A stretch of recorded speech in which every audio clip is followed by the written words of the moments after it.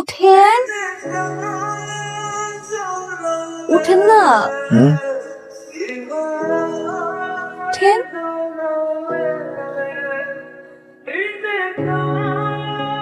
আপনি কি এনে কি করতেছেন? ঢুকছেন কেমনে রুমে আবার? এটা আবার কি কয়? আমি আপনার বিবাহিত স্ত্রী, কালকে না আমাকে বিয়ে হইলো। ফালতু কথা বাদ দেন। মতলব কি আপনার? এনে আসছেন কেন?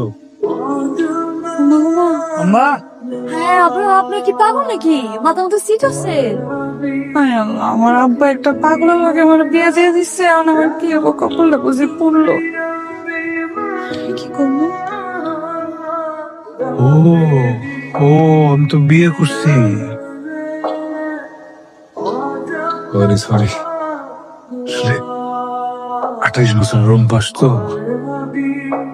একটা একটা ঘুম থেকে যখন মন চায় উঠছি, তখন সুন্দর করে কেউ ডাকে নাই।